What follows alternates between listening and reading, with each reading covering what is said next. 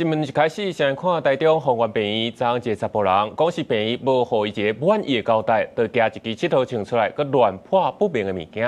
病院是驚甲趕緊封鎖，加在是無人受傷。當頭8日，佇咧病院的急診室門口，竟然傳出有民眾拿槍舉槍的代誌。24日下晡，一個35歲姓何的查甫人賽車來到台中的豐原病院，落車了後，就摕七頭名槍佇咧現場惹代誌，佮破不明的液體。看到民眾佮家屬想起來，到當也是心驚驚。當場我們看到的時候，是槍跟那個刀留在那個急診室的門口，就是然後是有開槍射那個玻璃。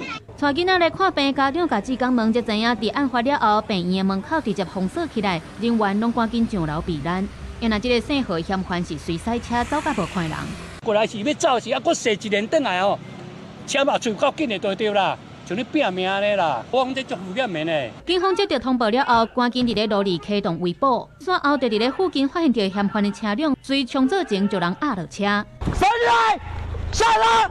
掠到嫌犯了後，警方確認伊體是七頭名槍，唔是真正的槍。不過威脅病院的行為，已經讓醫護人員甲患者家屬攏心驚膽嚇。現場是一名35歲的何姓男子，因為前往豐原醫院詢問問題，沒有獲得滿意的答案，便持玩具槍在現場鬧事並潑水，最後離開現場。豐原病院聲明嚴正譴責任何的醫療暴力行為，目前現場封鎖已經解除，院區恢復正常營運。好在規件事件攏無造成人員傷亡，原來這個查甫人真正犯案的動機，警方也擱愛調查釐清。記者綜合報道。